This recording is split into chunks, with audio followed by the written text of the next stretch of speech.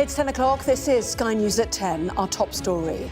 Legitimate targets, the warning to Britain and America from Yemen's Houthi rebels as one of their missiles hits a US-owned cargo ship. Rishi Sunak says the UK's airstrikes on the rebels were in self-defence, but he's facing hostile fire tonight on the home front over his Rwanda Bill. Also on the programme. I was described as being difficult to work with. Well, what did you expect? Children were being raped every day. The questions for police nearly 2 decades on as an official report into the Rochdale grooming gangs warns that children may still not be safe. Psychological abuse, the Israeli government's condemnation of Hamas after it claims these 2 men filmed in a hostage video are now dead. Showing true grit as the temperatures plunge, the preparations ahead of the coldest blast of the winter, triggering a national health alert. And from the icebox to the furnace, the drivers braving molten lava in the effort to contain Iceland's volcanic eruption. And we'll take a first look at tomorrow's front pages. That's coming up in our press preview from 10:30 right through to midnight.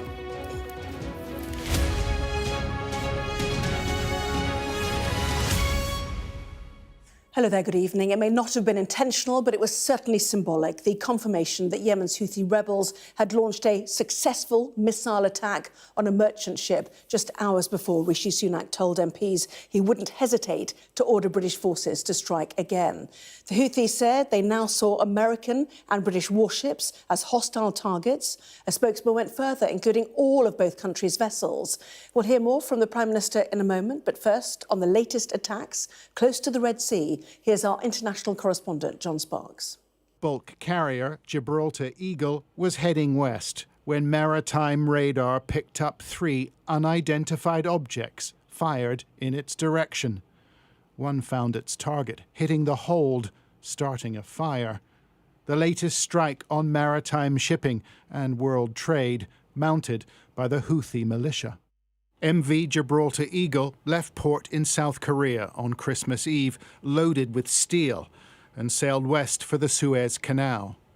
At 10 a.m. UK time, it reversed course and was hit by a missile 3 hours later, 100 miles south of the port of Aden.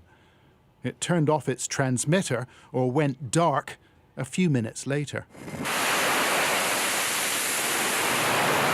This attack comes a few days after a mass strike by US and UK forces on the Houthis' infrastructure. That action designed to deter and degrade these attacks, yet the militia continue to threaten shipping in the Red Sea. And a spokesman said all American and British vessels would be considered hostile targets. The MV Gibraltar Eagle is stable. No crew were hurt. But this Iran-backed militia has retained some of its capabilities and its resolve. In an audacious assault on a British-owned vessel in November, they hijacked the ship and took the crew captive. Well, we never thought that this would remove all of their facilities. That wasn't the goal. The goal was to send that very clear message. We will now watch and monitor the situation very carefully. But really, as we've said, not just the Houthis, but to their Iranian sort of masters, in a sense, because they're really proxies for Tehran, this cannot go on.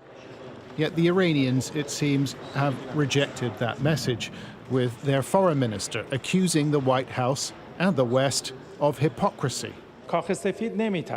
You call for calm in the region, then expand the war to the Red Sea, he said. A battle-hardened, if obscure militia, the Houthis are now causing great disruption on one of the world's major arteries of trade. It may prove extremely difficult to stop them. John Sparks, Sky News. Well, the Foreign Secretary, Lord Cameron, told Sky News yesterday that it's hard to think of a time when there's been so much danger in the world. And the government's commitments in recent days speaks to that. Late last week, 4 RAF Typhoon aircraft were involved in airstrikes on targets in Yemen. That's as well as 3 Royal Navy warships, part of the effort to protect shipping in the Red Sea. On top of that, the UK's continuing commitment to Ukraine, with Rishi Sunak announcing a £2.5 billion military aid package this year and next.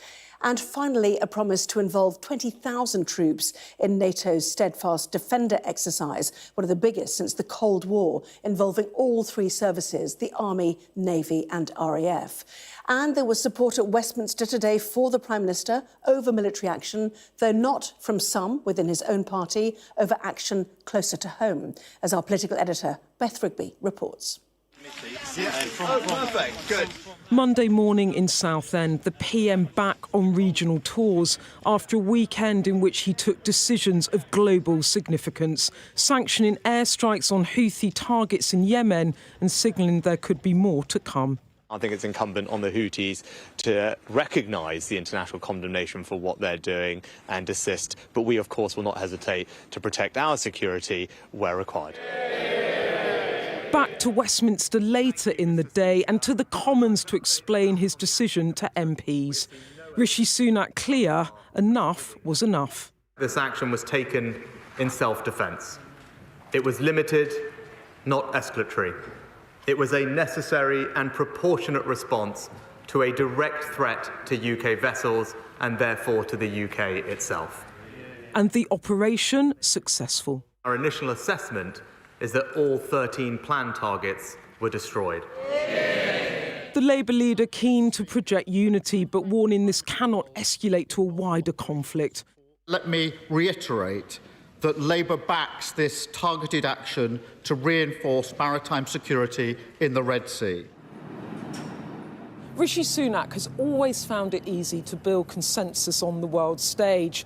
But when it comes to his own backyard, well, his premiership tells a very different story. This week, he's battling 60 of his own MPs who believe that his flagship Rwanda plan simply won't work. While polling out today points to a Tory wipeout in the next general election not seen since 1997. And the message from the right is clear: sort it out or face electoral oblivion. Tonight, the Prime Minister's campaign guru met the 1922 committee of backbench Tories, attempting to firm up party discipline ahead of 2 days of debate over whether his Rwanda Bill is workable. The pushback for this PM is not about the decisions he takes abroad, but what he's doing here at home. His party backing him over the Middle East and Ukraine, but in all-out war over his plan to tackle small boats. It's one he must win. Beth Rigby, Sky News, Westminster. Well, Beth is in Downing Street tonight, and Beth, plenty of agreement in Westminster today over Yemen, but it's a very different picture on the Prime Minister's backbenches when it comes to Rwanda, back in the Commons tomorrow. That's right, Anna, and I've just actually seen the Chief Whip leaving Downing Street tonight, working out what they are going to say in the Commons tomorrow. I asked, is everything good? All good, apparently, but it is far from peace and harmony on the Tory backbenchers. On both sides of the party's deep unhappiness. I saw one senior One Nation Conservative tonight. That's the centre group of the party, uncomfortable about the Rwanda Bill because they actually think it goes too far. Them saying to me, if the government back down against these rebels, they will be rebelling as well. They've said clearly to the Prime Minister, do not touch this bill. And then he's got 60 rebels on the other side, on the right, saying it must be tightened up. So it's fair to say unhappiness all around. Well, what are the governments saying? One source said to me tonight that we are an inch apart. This is a source from Number 10. Labour hasn't got a plan. Are these rebels really going to torpedo a bill because of minor differences rather than major ones? What's the government's strategy? As I understand it, tomorrow they're going to announce a package of measures. It's going to be things like increasing the number of judges to hear cases, and then also this one-stop shop, so you can't keep going back to making individual claims. That was something put forward by Priti Patel when she was Home Secretary. They will say there is no need for any more amendments, so they're going to face down the rebels. The bigger picture about party unity, well, the Prime Minister's campaign chief, Isaac Levido, told Tory MPs tonight at a backbench meeting, divided parties don't win elections. How much do you all want to win? And that's the big question. The Prime Minister's struggling to unite his party, and without it, struggling to convince the country to take another look at the Tories. Beth, live for us there in Downing Street. Thank you. Iran's Revolutionary Guard said tonight that it has attacked what it called espionage centres in northern Iraq.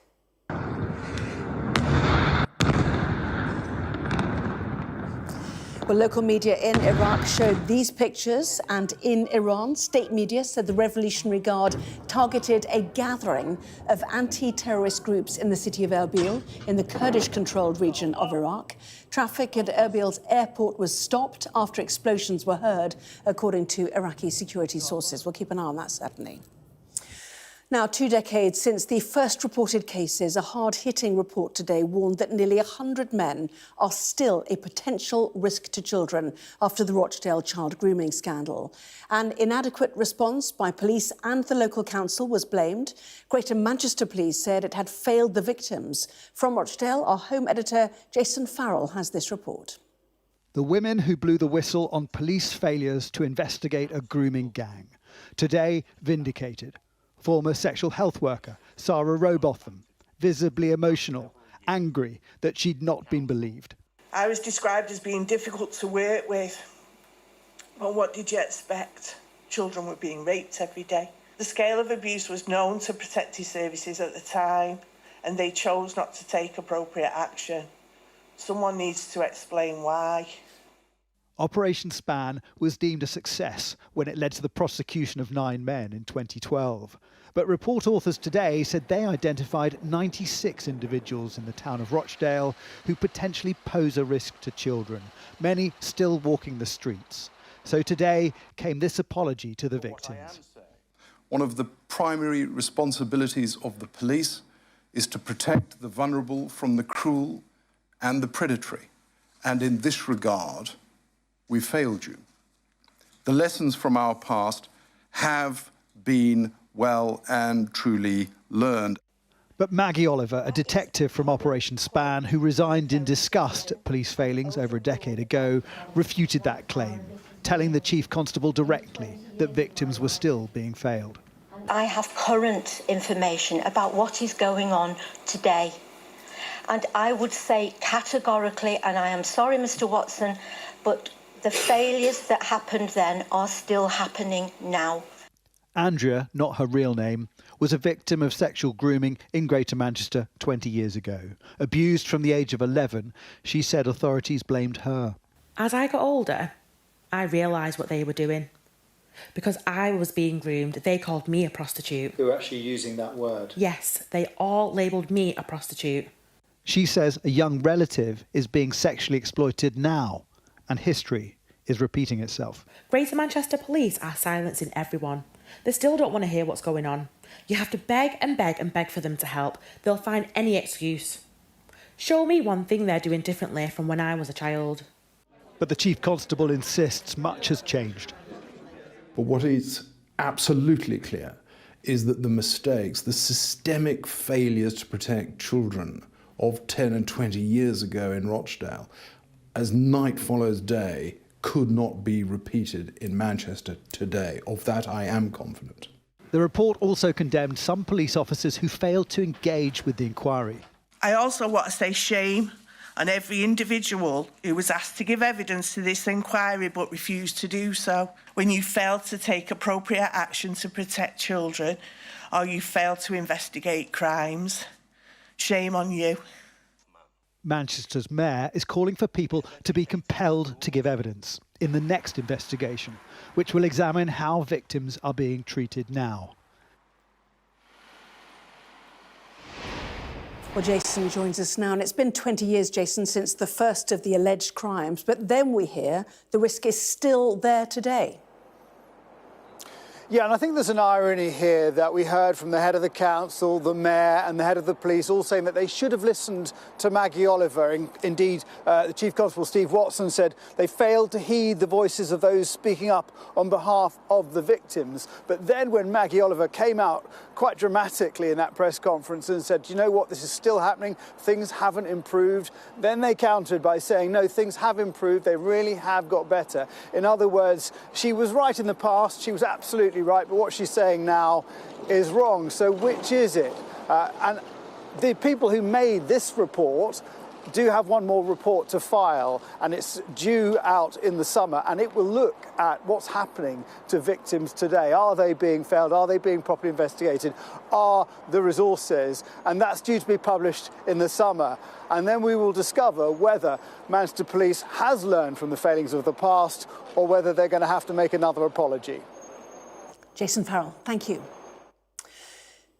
Israel's defence minister condemned tonight as psychological abuse the latest claims over hostages made by Hamas.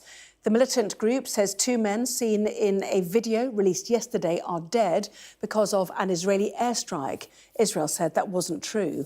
1 woman was killed today when cars were rammed into pedestrians outside Tel Aviv. 2 men from the West Bank have been arrested. Our Middle East correspondent Alistair Bunkle has the latest. On Sunday, Hamas released a video of Noah Argamani, Yossi Sharabi in Itai Seversky. In it, they were shown asking the Israeli government to stop fighting in Gaza and to secure their release. Tonight, Hamas released a new video showing the bodies of Yossi and Itai, claiming that they were killed in Israeli airstrikes. You know I love you so. In Hostage Freedom Square in Tel Aviv, where for 101 days they have gathered, sung and prayed for the hostages to come home, the news that 2 more wouldn't come out alive was just starting to sink in. איתי לא נורה על ידי כוחותינו, זהו שקר של חמאס. Itai was not shot by our forces. This is a lie by Hamas. The building where they were held was not a target and was not attacked by our forces. If we knew their location in real time, we don't attack a place where we know there might be abductees. This is why Israel says it needs to continue fighting in Gaza. A terror attack in Israel in the town of Ra'ana, north of Tel Aviv. The terrorists stole vehicles and drove into bus stops, hitting Israeli civilians, killing 1 woman in her 70s and injuring 17 others, including children. 2 Palestinian men from the West Bank city of Hebron have been arrested. They are relatives and were working in Israel illegally. They didn't start ramming into security forces or police. They looked where they would find a mass of civilians standing, like at the bus stop right behind us, rammed their car straight into it, got out of the car, stole another car, and continued their attack until police were able to close in on the net of where they were and stop them and prevent them from harming any more civilians. Israeli police say they have foiled dozens of potential terror attacks since October the 7th. Israel is coming under increasing international pressure for a ceasefire.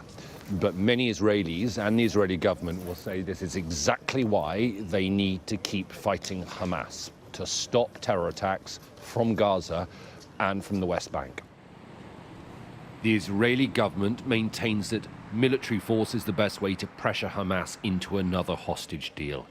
Not everyone in Israel agrees with that, and the news of 2 more dead hostages might further divide the country. Alistair Bunkle, Sky News in Tel Aviv. 2 Premier League clubs are facing the threat of points deductions after they were charged with breaching the Premier League's financial fair play rules. Everton and Nottingham Forest are accused of sustaining heavier financial losses than is permitted. Everton have already had a 10-point deduction this season, which they are appealing against. The Home Secretary says the international Islamist group Hizb ut-Tahrir should be banned as a terrorist organisation. In recent months, it's organised rallies in London alongside pro-Palestinian marches. The proposal will be debated in Parliament this week. And more disruption is expected on the railways at the end of the month after train drivers voted to strike.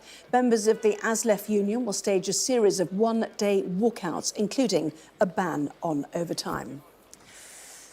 Now, a national cold health alert is in place tonight as the coldest spell of the winter approaches.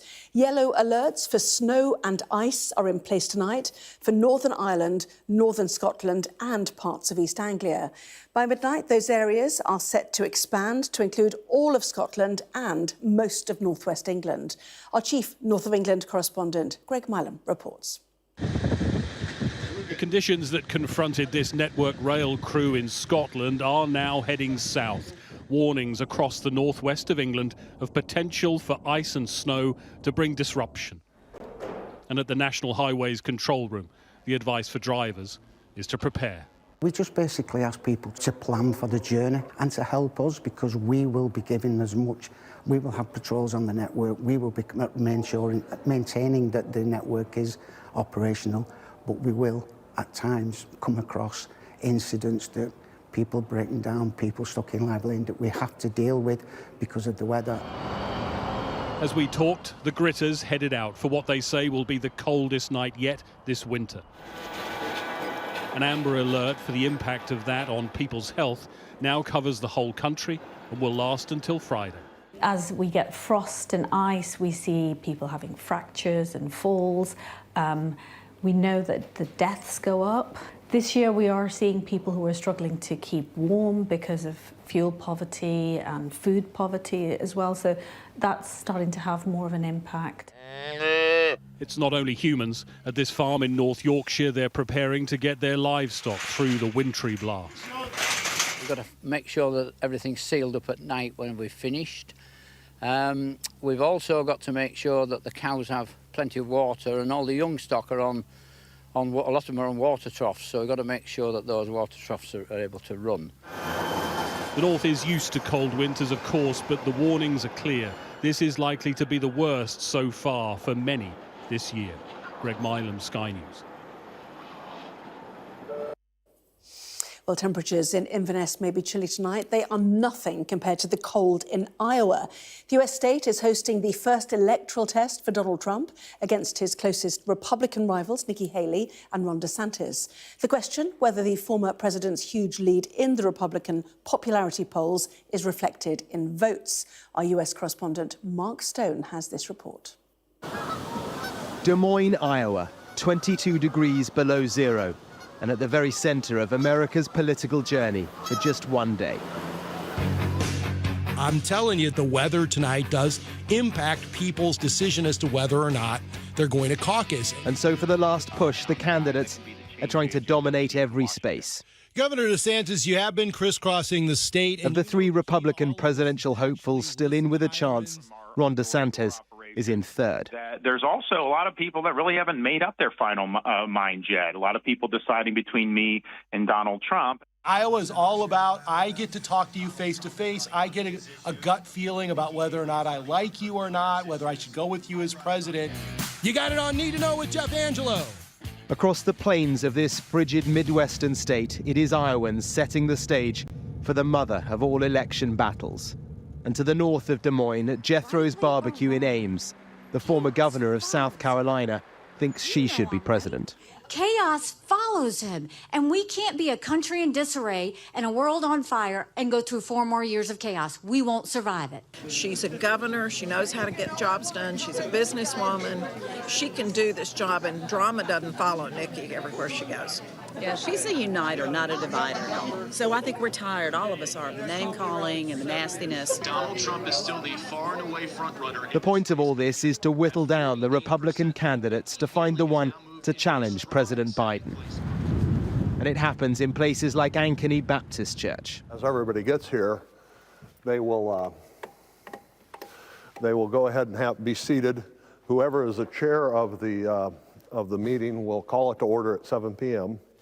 and then each candidate will have a representative that will have the chance to go ahead and speak. And so it really is democracy at its very simplest, at its purest. Real people, surrogates for the Republican Party candidates, telling their friends and neighbours why their candidate is the one, with implications well beyond America. The former president, with his controversies and court cases, so many, is still far away the one to beat. His projected win would be historic. His worry is that his supporters maybe will think it's in the bag, no need to brave the weather.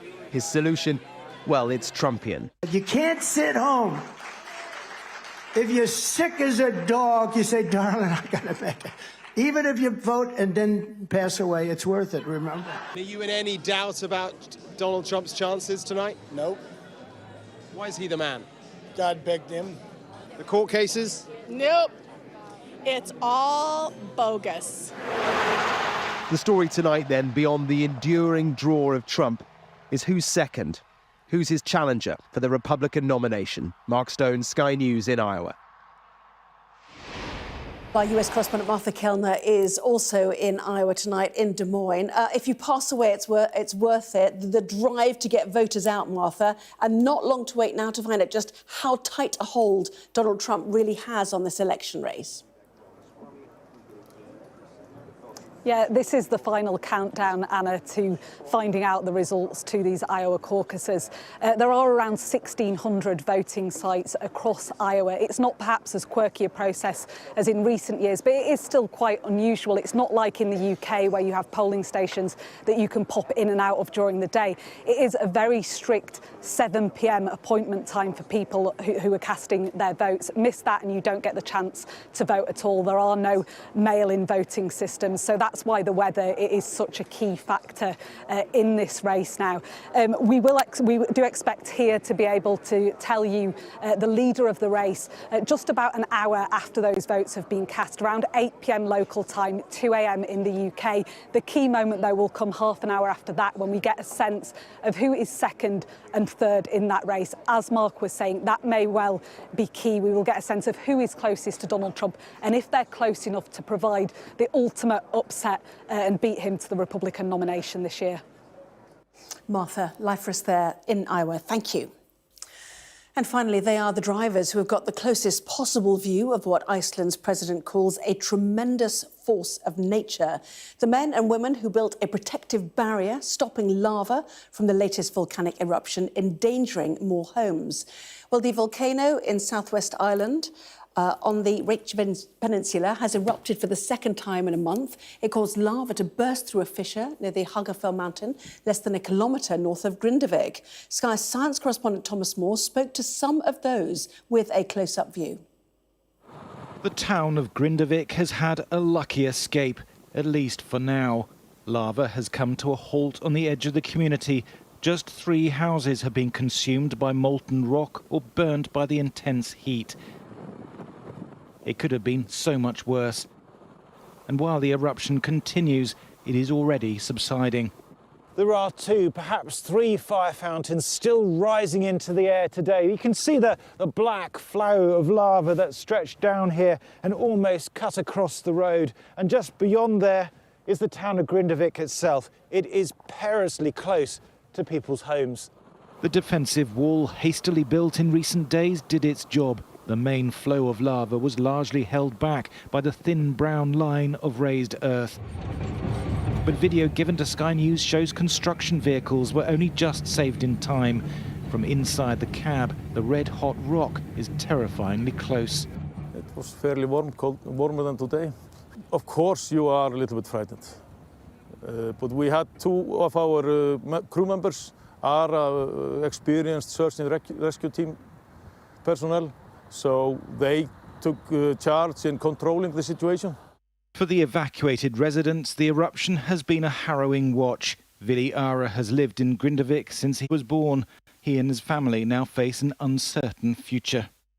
You feel powerless because your home is, that's what everything is. It's everything you own. It's our home, it's our house, it's our property.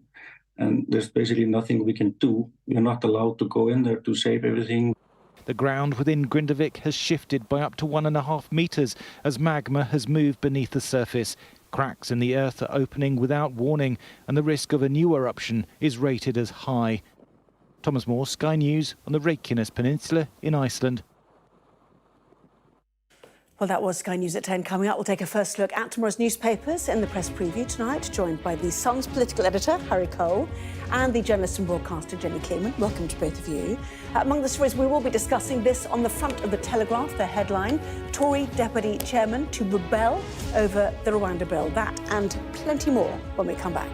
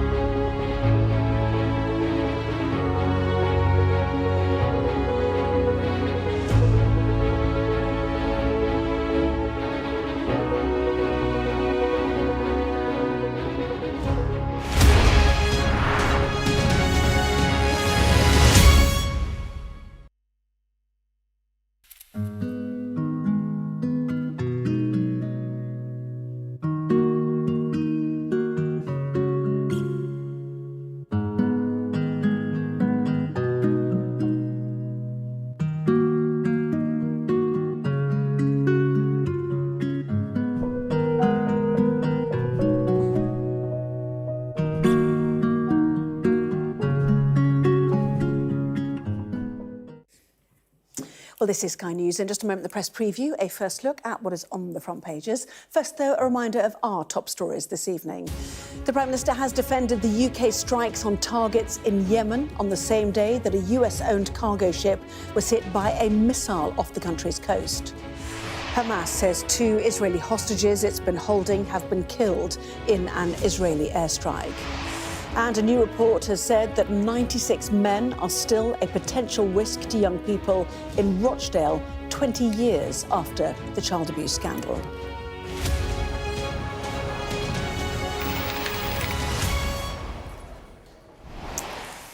Hello there, you're watching the press preview, a first look at what is on the front pages. Time then to see what's making the headlines with The Sun's political editor, Harry Cole, and the journalist and broadcaster, Jenny Kleeman. Welcome to both of you. So to the front pages, as ever, let us start with The Guardian. It leads with tonight's breaking news of another Houthi attack on a cargo ship, this time an American vessel in the Gulf of Aden.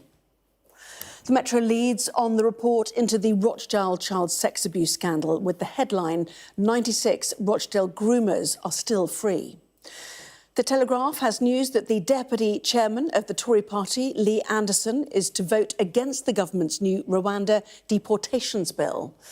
The Eye reports that 47 asylum seekers who were taken off the first of the government's cancelled flights to Rwanda are still in hotels here in the UK 18 months later. Rishi Sunak, meanwhile, tells The Express that he will defy any European judgments aimed at stopping the Rwanda flights in the future. That is also the top story in tomorrow's Daily Mail. PM, I will defy Euro judges.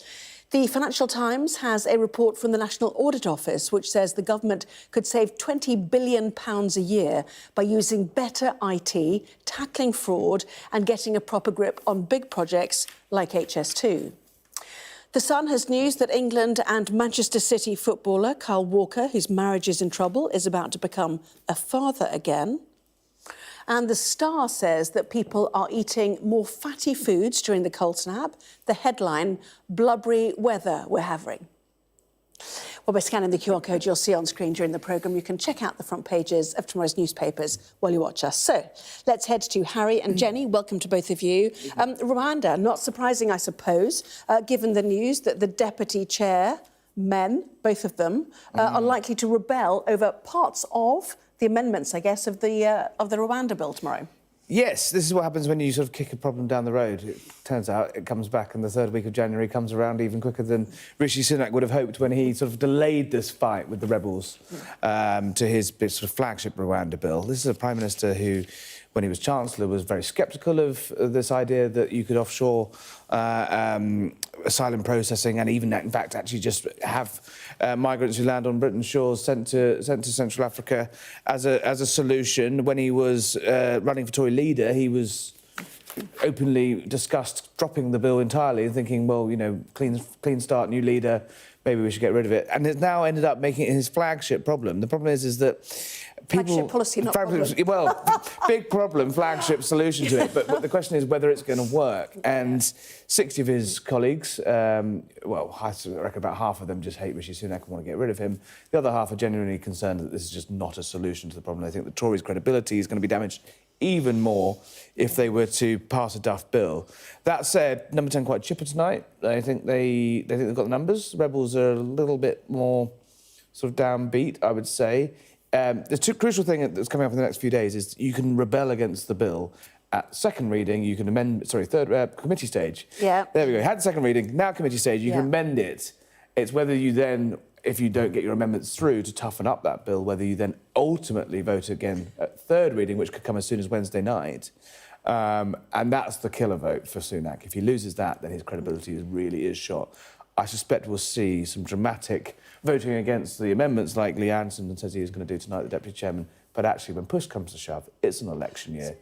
Will they just, you know, hold their noses and say, well, we don't think it's going to work, but it's better than having no bill at all? Yes, exactly. And we had the sort of the elections guru for the Tory party, sort of 1922, saying divided parties don't win. Yes. And here we are, yet again, the Tories tearing themselves apart over another policy. Yes, and demonstrating to the country that the Conservative Party is, as it's always been, a coalition of many different factions who are united by perhaps a desire for lower taxes. But you have the One Nation Tories who have kind of kept in line for quite a long time, who are not going to work any kind of toughening up of this legislation. You have Rwanda itself, who have said that they will withdraw from participating if international law is broken. So he is in a difficult position. And it is interesting, you know, as Harry says, he wasn't massively into the idea of Rwanda as it was. He has a cabinet which has many very senior members, including the Home Secretary, who himself has you know, said that he doesn't necessarily think it's a great idea, shouldn't be the be-all and end-all. And yet it is the hill on which he has chosen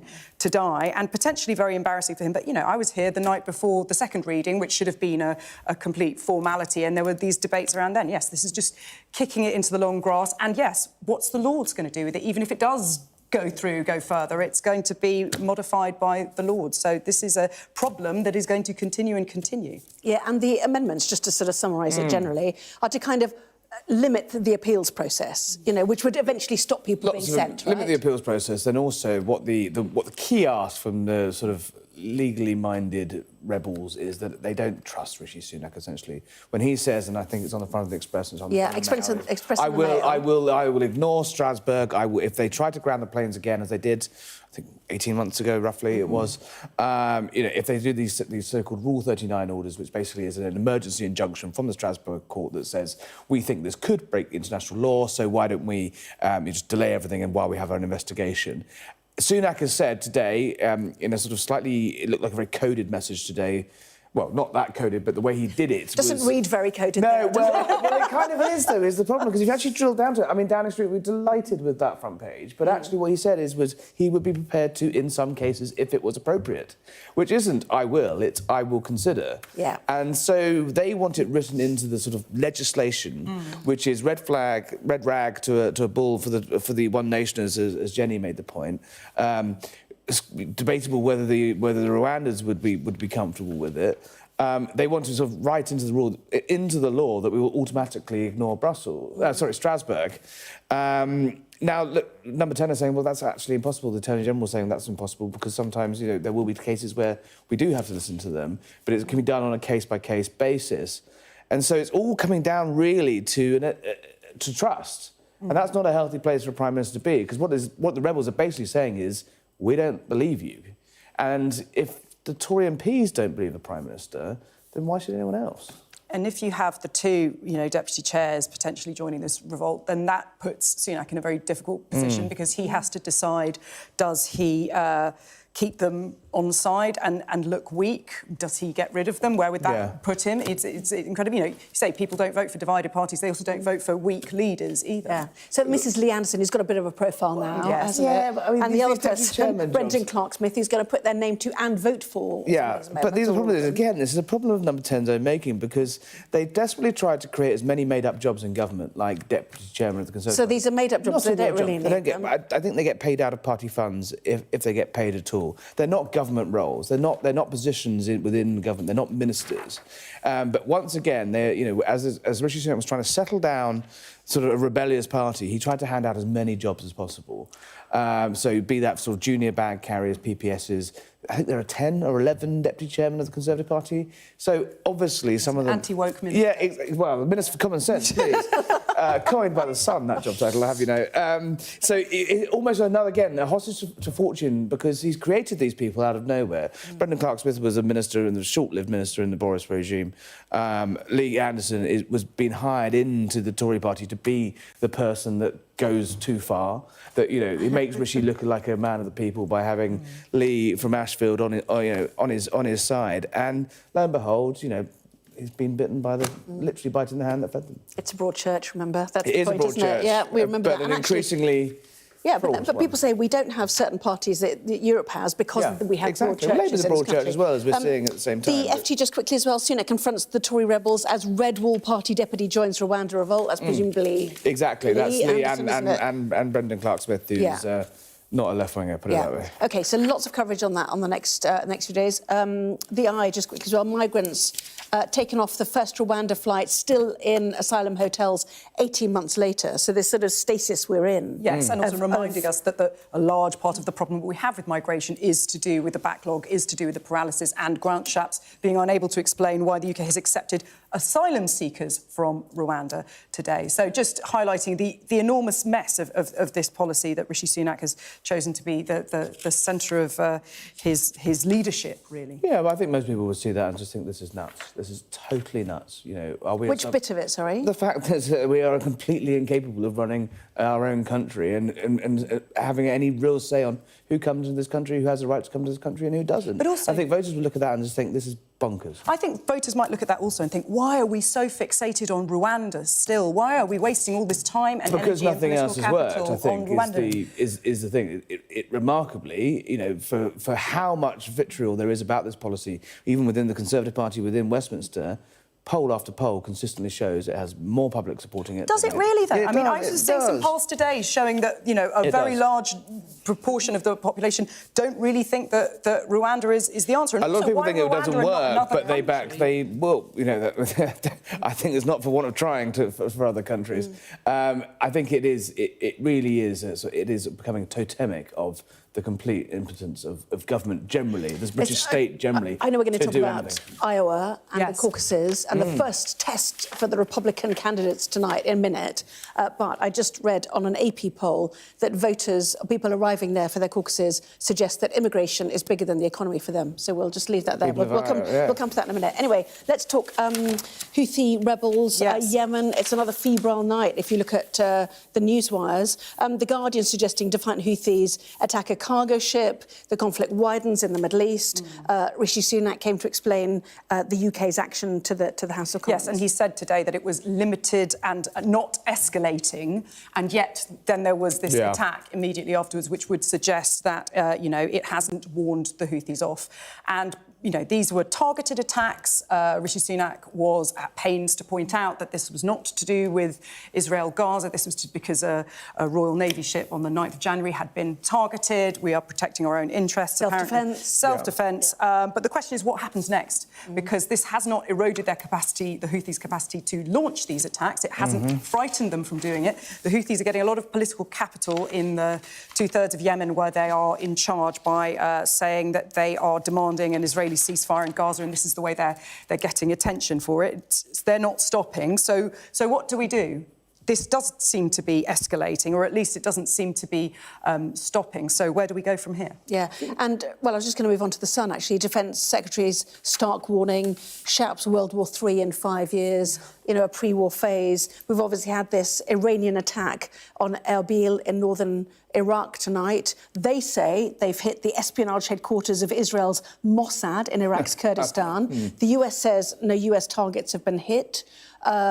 North Korea has come out as well and suggested it's pulling out of all unification programmes with South Korea and doesn't shy from war, and so it goes on. I think what the point Grant Shapps made, and he made in very stark terms today, not least because there's a budget coming up and he wants to increase in defence spending, like all defence secretaries do. It's always remarkable. They get in there, they look under the bonnet and go, we're going to need a lot more money, which is a very valid point. I think, just going back to what Jenny said, I think the way the Houthis have reacted to this and the way that they've been able to carry on almost thumbing their nose at this, you know, pretty substantial strike by the US and the UK says a lot about the state of modern warfare, in the fact that they are knocking these drones out, the Iranian designed and funded drones, at an absolute fraction of the cost of the missiles it's taking and the ships and the deployments it's taking to get rid of them. So we're in a situation where actually our adversaries have more access to smaller and cheaper and more dangerously effective weapons, and the reaction to them actually is very expensive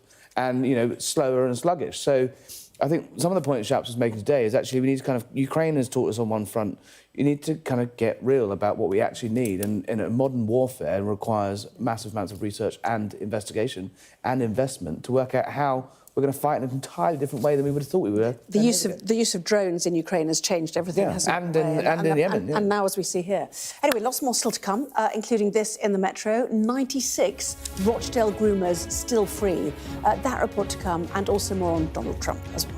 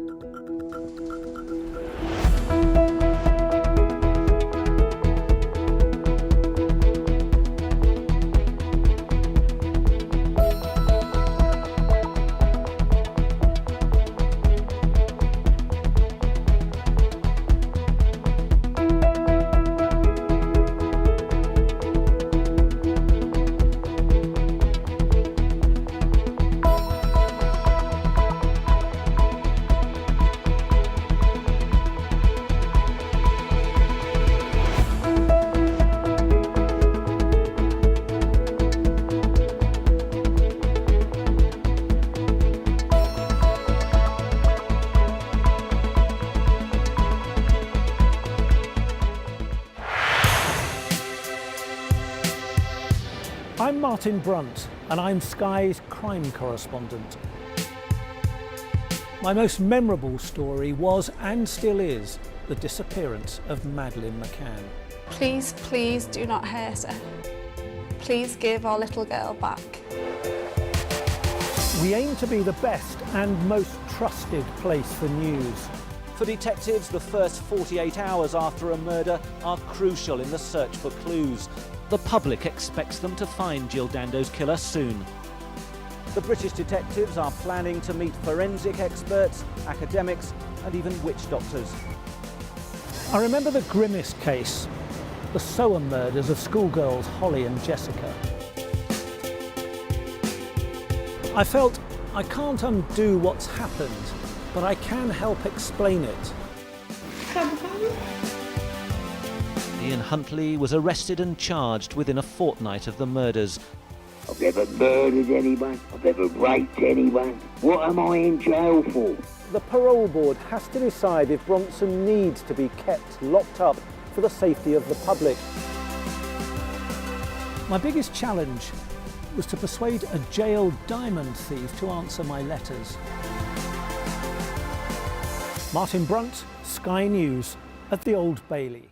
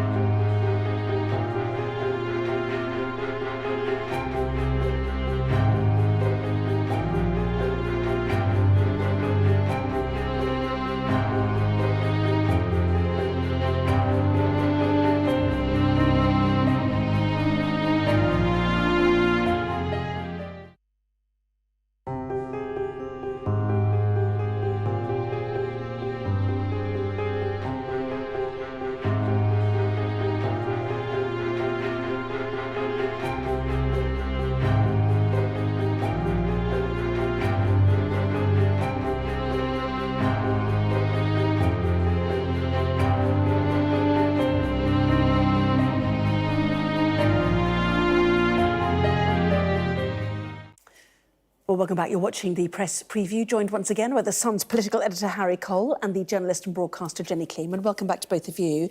Jenny, let's go to the Metro, shall we? Once again, a report on the Rochdale child grooming scandal, including the warning that the threat still exists. Yes, there's going to be another report on the present-day situation, which is going to be published in the summer. But this looked back to between 2004 and 2012.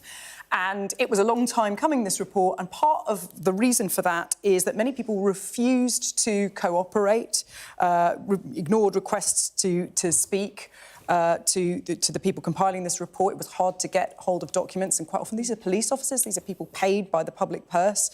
So it shows that even though we know, I mean, we've known since 2012 that there was this scandal, there is still a reluctance to reckon with it.